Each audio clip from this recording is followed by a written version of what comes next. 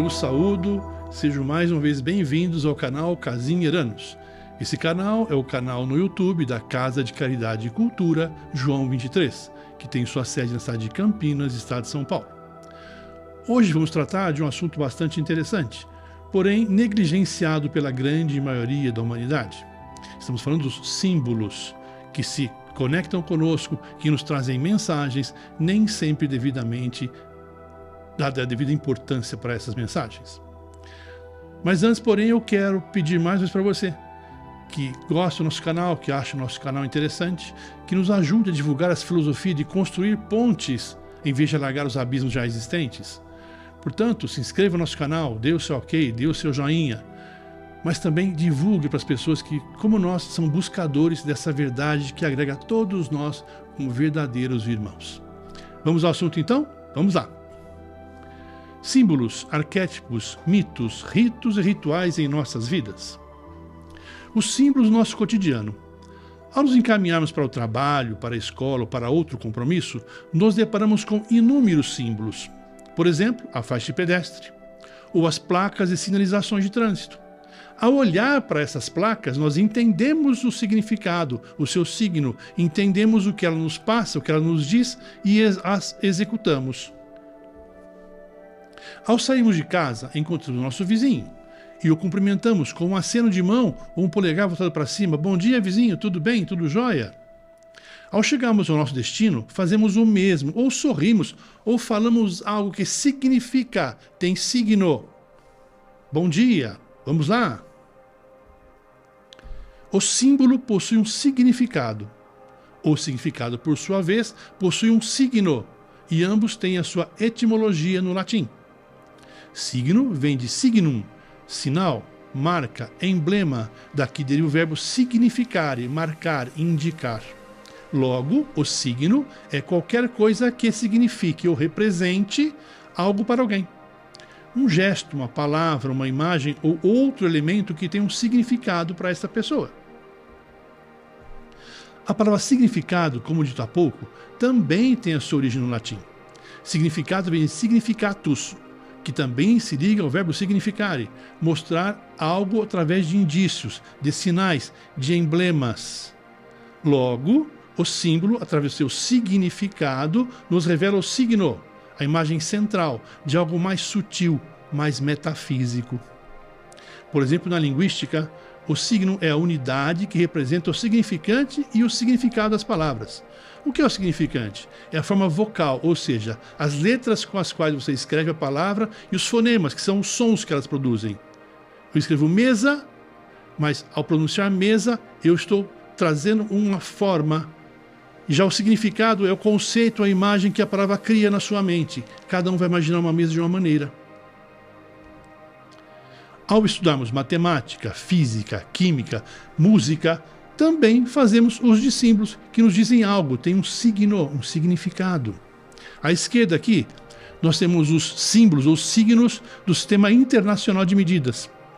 Então, no Sistema Internacional, quando você coloca lá XM, é X metros, não sei quantos S segundos, ampere, Kelvin, que é temperatura, mol, que é a quantidade de elementos, CD, candela, que é uma intensidade de luz, luminosidade. Então você traz esses símbolos para que a pessoa entenda que você está usando o Sistema Internacional de Medidas.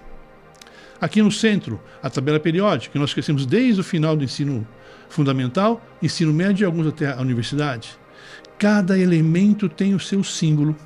Por exemplo, H é hidrogênio, mas Hg é mercúrio. A L é alumínio, mas a U é ouro. Então, ao olhar cada símbolo desse, você sabe, você entende o significado daquilo que está sendo passado, se referindo a um elemento. E os símbolos da matemática? São vários. Temos alguns aqui em verde. Cada símbolo vai falar para você fazer uma coisa com aquela equação ou com aquela equação, multiplicar, somar, dividir, elevar e assim por diante. Ao olhar este símbolo, você sabe o que ele significa, o que você tem que fazer com aquela equação. Embaixo, uma partitura. Para nós que não somos músicos, esse monte de pontinhos, esse monte de desenhozinhos, para nós que somos leigos, não significa nada. Mas se um músico ler essa partitura, ele executa uma música. Então ele sabe ler o significado, o signo de cada elemento desse, de cada símbolo deste. Isso se estende a outras disciplinas que possuem o seu próprio código simbólico. Por exemplo, escrever um idioma corretamente nos faz comunicar a nossa ideia com precisão, ao utilizarmos as regras gramaticais e os caracteres, letras, acentuação, pontuação, que também são símbolos, de maneira exata, estaremos exercendo a correta comunicação. Vamos dar o exemplo apenas da vírgula, só da vírgula, para não entrar muito nisso. Então, exemplo de uma vírgula para expressar corretamente a ideia. Por exemplo, você quer dar um alerta. Algo está acontecendo atrás daquela porta e você não pode deixar que ninguém entre ali. Então você coloca assim, ou escreve, ou verbaliza, não pode entrar ali. Mas, se você colocar uma vírgula depois do não, olha como muda. Não, pode entrar ali. Ou seja, você está dando um aval para a pessoa entrar ali. Você faz um convite, você prepara um almoço, um jantar muito gostoso na sua casa, convida seus amigos, e tudo pronto, você os convida para sentarem à mesa. Vamos comer, gente? A vírgula. Agora, se você não coloca a vírgula, fica como, vamos comer, gente? Ou seja, você convidou um bando de antropófago para sua casa. Conclusão. Uma conclusão. Não precisa concordar comigo. Eu compreendo. Coloca a vírgula depois do não. Não. Precisa concordar comigo. Eu compreendo. São situações distintas, diferentes. Estamos falando só da vírgula, hein? Necessitamos de um código de símbolos para nos comunicar com eficiência, tanto no mundo físico quanto no mundo metafísico. No trabalho, temos a explicitação destes e de outros símbolos no desenvolvimento e na aplicação de cada profissão. Ao lado temos aqui o símbolo de várias profissões. Se você observar na segunda linha, no sexto item, é o símbolo do direito. Mas ali de baixo, logo o primeiro desenho, também tem uma balança, que se refere à assistência social. Ambos buscam o quê? O equilíbrio na sociedade, entre deveres e direitos, entre posses e não posses, e assim por diante.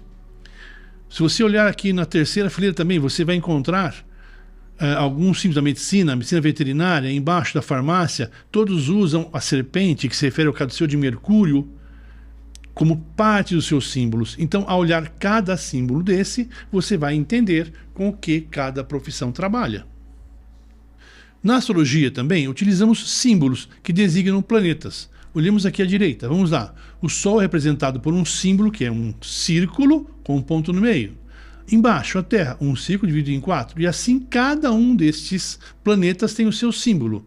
Quem entende de astrologia e astronomia, ao ler os símbolos, não precisa nem ver o nome do planeta que se refere. Ele sabe já diretamente, através da leitura do símbolo, do seu signo, do seu significado, do que se trata. Os números também são símbolos, pois significam, tem um signo, uma grandeza. Você escreve lá 0, 1, 2, 3, 4. Aí você coloca um 0 à esquerda do número. Nada acrescenta. Mas coloque esse 0 à direita. Você deu uma outra grandeza, um outro significado para esse número. 10, 20, 30, 100 e aí por diante. Reconhecemos a patente militar por suas insígnias, por seus símbolos. Cada um carrega no seu uniforme militar a sua patente. E ao olhar para essas patentes, você sabe a que grau, a que patente eles pertencem. Quem é mais superior, quem é inferior, quem é subordinado, quem é comandante e assim por diante. Isso tudo sem citar a linguagem de sinais, utilizada por portadores de necessidades especiais para a devida comunicação. Estou falando do alfabeto de letras. Observe que cada posição, cada símbolo que a sua mão forma tem um significado, um signo, e assim você consegue entender, se comunicar com quem tem essa necessidade especial. Enfim, vivemos cercados por símbolos. Observamos os símbolos mais triviais porque estamos inseridos numa sociedade essencialmente materialista. Aprendemos a valorizar aquilo que é imediatamente útil. Por esta razão, nos ligamos a sinais com pouca ou nenhuma profundidade. Os afazeres do cotidiano nos levam pouco tempo para a contemplação da natureza, para uma meditação ou uma oração feita pelo mais íntimo do nosso ser, a alma humana. Isso nos conecta com o quarto princípio hermético, a polaridade, que falamos há pouco tempo atrás. Tudo tem o seu polo oposto. E nós aprendemos vivenciando esses polos, construindo a nossa consciência através da experiência polar. Hoje, temos a tecnologia a nosso dispor. Contudo, a mesma tecnologia nos oferece o conhecimento e a banalização. A nossa expansão de consciência depende diretamente de como usamos o nosso tempo livre. O sociólogo italiano Domenico De Masi nos propõe o desenvolvimento pessoal através do seu livro O Ócio Criativo. Vale a pena lê-lo, utilizando bem o tempo livre. Para quê? Para o seu crescimento interior. Esse fenômeno da distração, devidamente disfarçado de entretenimento, não existia há muito tempo atrás. Eu me refiro às primeiras civilizações que surgiram na Terra. Claro que depois, com o advento das sociedades, dos impérios, sim, os poderosos sempre trouxeram alguma forma de nos tirar a atenção. E isso formava a política do panis et circenses em Roma, o pão e circo, que não era só Roma que utilizava, todos os impérios utilizavam isso, tirando do centro das atenções e colocando na periferia do sistema, para que você não perceba tudo o que está acontecendo.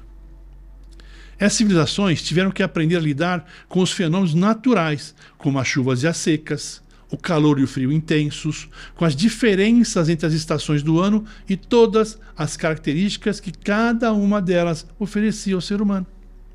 Observaram que, em cada uma delas, o céu era ligeiramente diferente.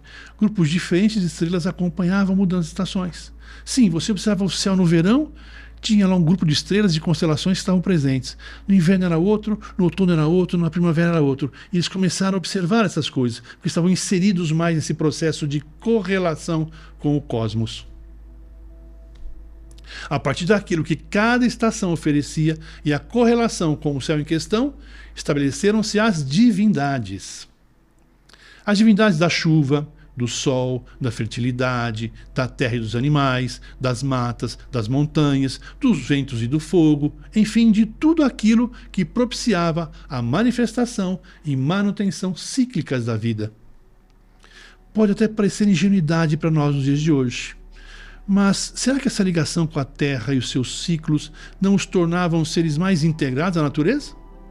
Mais próximos da mente que tudo gera e se manifesta de formas distintas? Afinal, não era uma espécie de meditação ou oração que eles praticavam ao cultuar as diferentes formas que os nutriam? O que vocês acham? Enfim, os seres humanos mais remotos liam os sinais, os símbolos da natureza e os reproduziam nas suas sociedades primordiais, contudo mais integradas aos ciclos naturais. Aqui eu queria fazer uma referência à professora da Nova Acrópole, Luciana Galvão. Ela faz uma ponderação muito interessante. Ela compara, ou nos chama para pensarmos, para refletirmos sobre a comparação do homem que há 2.000, 2.500 anos atrás dirigia uma carroça e do homem de hoje, que dirige uma super máquina ou um avião a jato. Ela nos leva a seguinte reflexão: falemos do homem, não o que ele dirige, não a tecnologia. O homem, será que ele deu esse salto que a tecnologia deu da carroça para o avião a jato?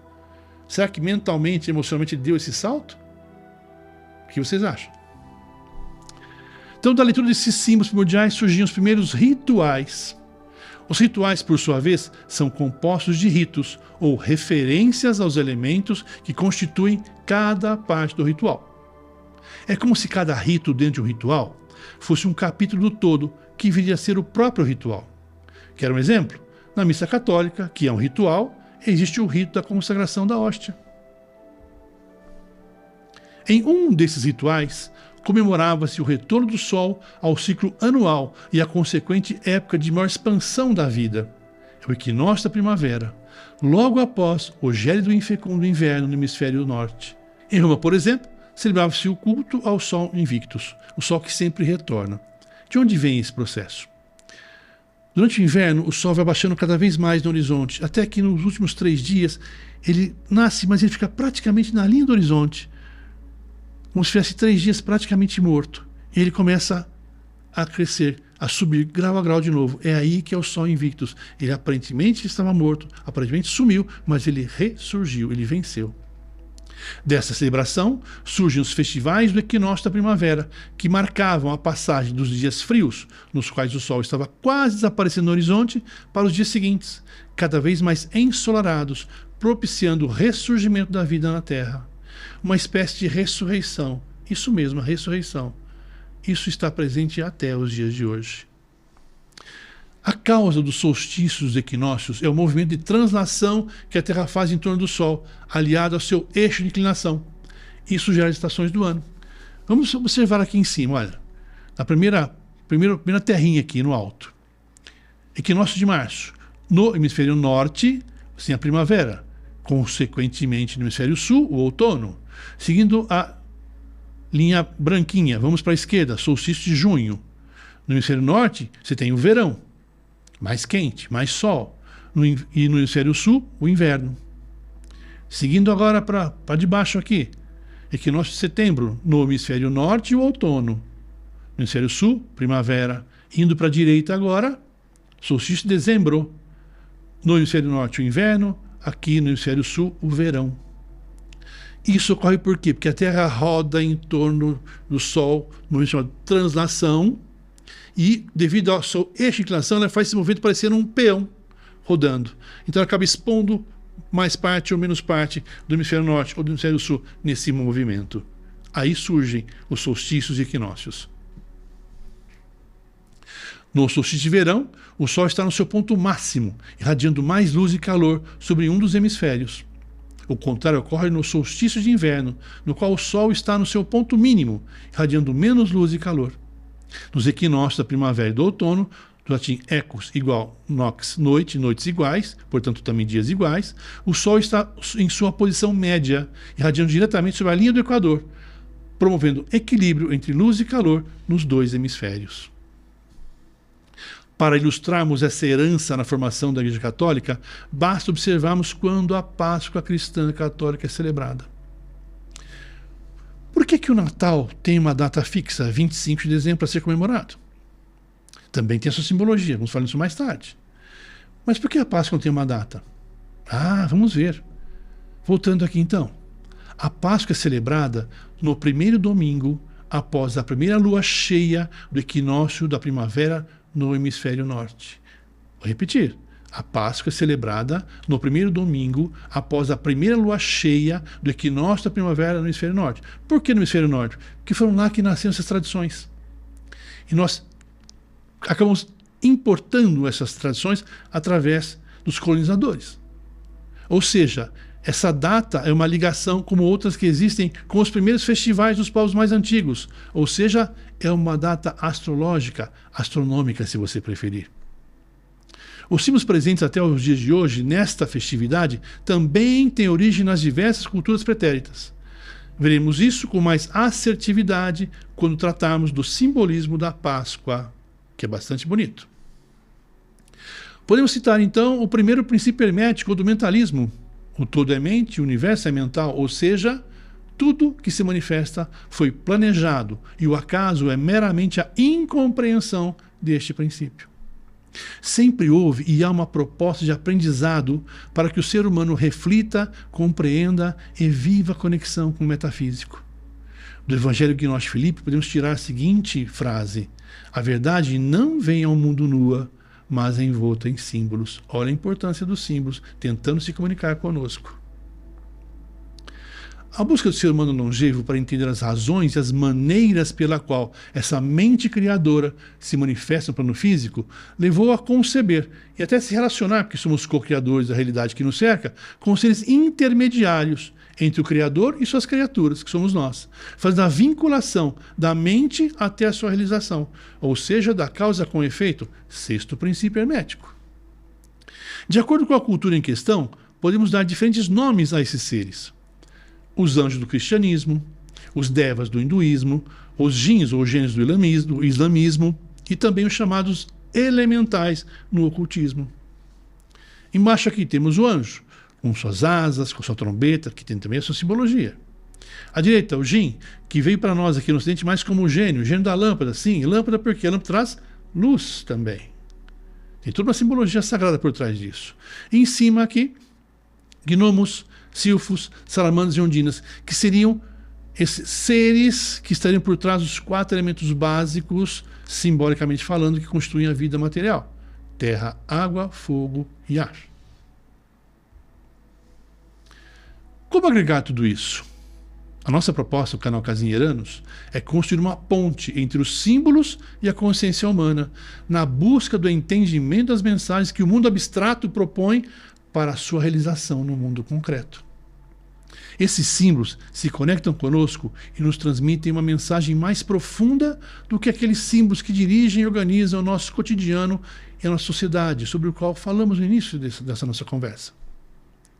Todo gesto, palavra pronunciada, a maneira como pronunciamos está carregada de um símbolo que tenta transmitir algo. E esse algo nasce no mundo abstrato, metafísico, nas nossas mentes e nas nossas emoções. Isso nos remete ao mundo das ideias do Platão, que é fundamental para nós entendermos como funciona essa correlação entre o metafísico e o físico. O que nos dizia Platão? Vamos lá. Existe um mundo metafísico acima do plano físico. Nesse mundo metafísico é o mundo absoluto, é o mundo das ideias, da essência, enquanto aqui no plano físico, no mundo físico, é um mundo relativo, não absoluto, das formas e não das ideias, dos sentidos e não da essência. Nesse mundo metafísico, tudo é fixo, tudo é perfeito. É um mundo insensível, insensível aos nossos 5 sentidos. Já no plano físico, tudo é sensível, tudo é mutável, tudo é imperfeito, ou seja, tudo está em construção. Porque nossa consciência está em construção. Cada vez mais, a expansão de consciência vai fazendo com que você tenha contato com o metafísico. E nós podemos, inclusive, citar a própria ciência. Ela dá limites aos nossos 5 sentidos. Por exemplo, você enxerga as frequências de onda entre o infravermelho e o ultravioleta. Mas há outras frequências de onda que você não enxerga. Mas esse nosso aparelho do olho enxerga apenas isso. Mas há outras coisas, físicas inclusive, que nós não enxergamos. Você ouve entre 20 Hz e 20 mil Hz. Mas fora disso também tem outras vibrações, também tem as frequências de onda sonora. Mas você não ouve. Quer um exemplo? Aquele apito de cachorro, quando você apita, o cachorro ouve. Mas ele está num ultrassom, você não consegue ouvir. Mas o cachorro ouve e atende você. Então a própria ciência nos dá o limite para os nossos 5 sentidos. Então, claro que há algo além dos nossos 5 sentidos, que nós não podemos trazer tudo para os 5 sentidos que nós temos. Mas temos que entender que há algo além. Nem sempre é simples trazer uma imagem, um símbolo do mundo ideal e absoluto para o mundo concreto e relativo. Mesmo se tratando de um substantivo concreto, sempre haverá diferenças, algumas mais sutis, outras nem tanto, na concepção da ideia. Vamos fazer um pequeno exercício? Nesse instante, solicitamos a todos que nos assistem para imaginar uma árvore. Ok, imaginaram? Quantos tipos de aves surgirão? E, no entanto, todas são árvores. Se pedimos a imagem de um carro, quantos modelos e tipos diferentes emergirão das mentes? E, no entanto, todos são carros. Que tipo de árvore você imaginou? Olha essa árvore que você encontra pelas calçadas? Ou você imaginou uma palmeira, um cipreste, uma sequoia, você olhando a sequoia de baixo e vendo aquela imensa árvore quase tocar o céu? Seja qual for que você imaginou, todas são árvores. Mas no mundo absoluto, há uma ideia que capta todas essas nossas ideias e nos leva a apresentar uma árvore que todos nós vamos entender e vamos vivenciar no mundo absoluto. E o carro, então? Se você tem uma família, você pensou de repente no SUV, no cantinho à esquerda aqui. Se você é mais jovem, arrojado, na outra ponta, você imaginou um carro esportivo? E os mais saudosistas talvez tenham imaginado o velho e bom Fusca, o Volkswagen, trazido alemão, carro do povo. Qualquer que seja o carro que você imaginou, num mundo abstrato, existe um meio de transporte que talvez seja muito mais do que um carro e que consegue captar todas as nossas ideias relativas numa ideia única. Essa é a proposta. E se anunciarmos um substantivo abstrato ao invés de um substantivo concreto? Como, por exemplo, a palavra amor. O que é o amor? Qual a sua forma? Se fôssemos abrir essa discussão, certamente passaremos um bom tempo debatendo e não chegaremos a um consenso, porque vivemos num mundo relativo. Se temos variações quanto a um substantivo concreto, o carro, a árvore, o que dizer de um substantivo abstrato? Ainda mais esse substantivo, objeto de estudo e reflexão de cientistas, filósofos, artistas e enamorados. Que tipo de amor você imaginou? Será que está aqui entre uns desses? O primeiro de cima aqui, no canto esquerdo, o amor entre um casal, lindo, maravilhoso. A vida continua, se perpetua através desse amor. Mas você pode imaginar o da direita, o amor entre os amigos. Sim, é um tipo de amor também. Embaixo, o amor da família, o aconchego, a segurança da família, também é um tipo de amor. Ou à direita, embaixo aqui no centro, desculpe, o amor de mãe.